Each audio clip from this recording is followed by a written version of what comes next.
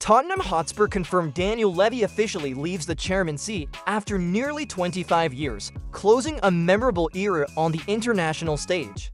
A huge shock happened as Germany unexpectedly collapsed 0-2 against Slovakia in the 2026 World Cup qualifiers, raising many concerns about form. The press revealed the real reason Erik ten Hag was sacked by Leverkusen after just 60 days due to internal conflicts and controversial training methods. And this is the morning football news of September 5th. Dalot officially withdraws from Portugal. National team, Holland angry with his former Norway club. Kimmich worries the English league will create a huge financial gap. Tottenham Hotspur confirmed Daniel Levy has officially left the executive chairman seat. Closing nearly 25 years of attachment, the announcement also stated that the ownership and shareholder structure of the club will not change. Speaking about this decision, Levy emphasized, "I am extremely proud of what we have achieved together with the team. We have built the club into a global force, always competing at the highest level beyond football. We have built a community." In the framework of the 2026 World Cup qualifiers, the match between Netherlands and Poland ended in a dramatic 1-1 draw. Netherlands started well and opened the score early in the 28th minute thanks to Denzel Dumfries, bringing a big advantage. For the Orange team, however, Poland did not give up and kept pushing for an equalizer. In the 80th minute, Matty Cash shone with a crucial goal to level the score. This draw helps both teams continue sharing the top two positions with 7 points each. Slovakia created a big surprise by defeating Germany to 2-0 in group of the 2026 World Cup qualifiers. The home team started confidently, defended solidly, and made good use of chances. In the 42nd minute, David Hanko opened the score with an accurate finish, putting Slovakia ahead. Moving into the second half, the match became even more intense as David Strelec scored in the 55th minute to double the lead. Although Germany tried to push, they could not break through Slovakia's disciplined defense. This result gives Slovakia a big advantage in the group. Spain secured a convincing 3-0 win over Bulgaria. As early as the 5th minute, Mikkel Oyarzabal opened the score, boosting the visitors' spirit. Spain kept up the pressure, and in the 30th minute Marc Cucurella doubled the lead with a precise strike. Just 8 minutes later, Mikel Merino scored, again to make it 3-0, almost sealing the match in the first half. Despite Bulgaria's efforts in the second half, they could not change the situation. This win strengthens Spain's solid position in the group. Belgium recorded a crushing 6-0 victory over Liechtenstein. The stronger team completely dominated and broke the deadlock in the 29th minute with a goal from De Kuyper. The second half exploded with goals as Yuri Tielemans netted twice in the 46th and 70th minutes, while Arthur Theate scored in the 60th and Kevin De Bruyne in the 62nd. Not stopping there, Malik Fofana sealed a 6-0 score in stoppage time. 90+1. This win showcased Belgium's overwhelming power against a much weaker opponent. Turkey earned a dramatic 3-2 win over Georgia. The visitors started explosively, with Mert Mulder scoring the opener in the 3rd minute before Kerem Aktürkoğlu bagged a brace in the 41st and 52nd minutes to put Turkey 3-0 up.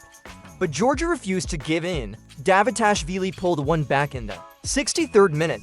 Then in stoppage time 98, Kvaratskhelia scored again to spark hope. However, the late effort was not enough to stop Turkey from leaving with 3 precious points. Arsenal just received a surprising offer for Leandro Trossard only 3 days after the summer transfer window in England closed, according to Turkish Press Sport. Besiktas offered £19.1 million to sign the 30-year-old Belgian forward.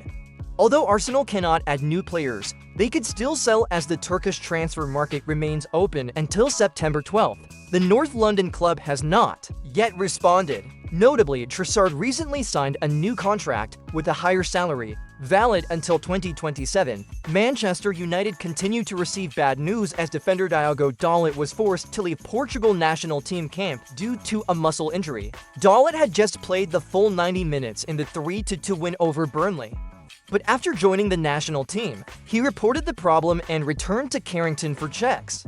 This is bad news for coach Ruben Amorim, as the team already lost Matthew Cunha and Mason Mount to injuries. Dalot also missed 6 games at the end of last season due to a calf issue, so United fear the problem may recur. With this situation, Amorim faces the risk of losing many key players for the Manchester derby on September 14th. Athletic Bilbao believe the club will successfully register Aymeric Laporte in the next 15 days, despite FIFA's rejection due to late submission of documents. The Spanish defender had already agreed to return to Bilbao, but is not yet eligible to play, causing difficulties for their thin defense. Bilbao argued it was an administrative error in the paperwork process. The club plans to appeal to CAS to overturn the decision. Joshua Kimmich has spoken out about the transfer fee frenzy, saying players are not the reason for skyrocketing prices. The Bayern midfielder stressed that even players themselves cannot understand the massive sums, and it's simply driven by the market. Kimmich specifically pointed to the Premier League, with its huge resources from TV rights and wealthy owners, enabling clubs to pay enormous fees. For example, Liverpool paid £116 million for Florian Wirtz, £125 million for Isak, while Newcastle spent £69 million for Nick Woltemade. Surpassing Bayern, Holland made headlines by publicly criticizing Bayern FK, his first professional club, after they suddenly terminated the contracts of 3 players without explanation. On Snapchat, the Man City striker wrote, "Tell me Bayern FK, what is going on? I admit I should be asleep, but chaos at my hometown club makes me so angry I can't sleep."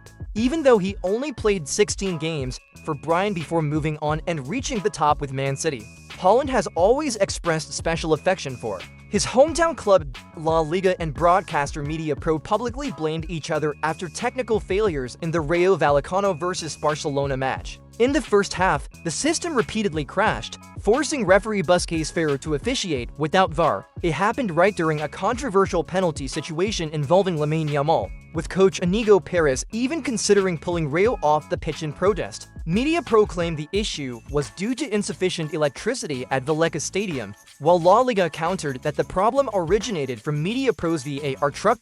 After just 3 matches and 60 days at Leverkusen, Erik Ten Hag was sacked, with a £4.33 million compensation. According to Bild, tensions had existed since summer, especially after Ten Hag tried to keep Granit Xhaka, who still left. Training sessions were confusing as he constantly forced players to do push-ups, calling it as important as passing. Before the opening match, he even refused to give a dressing room speech. Players and staff became confused, lacked unity, and lost trust. Despite past success at HAG'S, Ten Hag was seen as one of the biggest disappointments. Bosco recently drew attention with blunt comments about Manchester United's situation. According to the Red Devils legend, coach Ruben Amorim does not seem to trust Manuel Ugarte, despite the midfield lacking stability. Bosco stated Amorim has options, but has yet to find a satisfactory formula. He often uses Casemiro and Bruno Fernandes, but that duo alone cannot conquer the English league. Amorim doesn't like Ugarte, that's for sure. Bosco stressed Ugarte was once his student at Sporting, but has only started 1 Carabao Cup match before being subbed off at half-time. So we have gone through all the hottest football news in the past 24 hours. All exciting updates about the football world will continue to be updated on our channel system. Stay tuned for now, goodbye, and see you again in the next clips.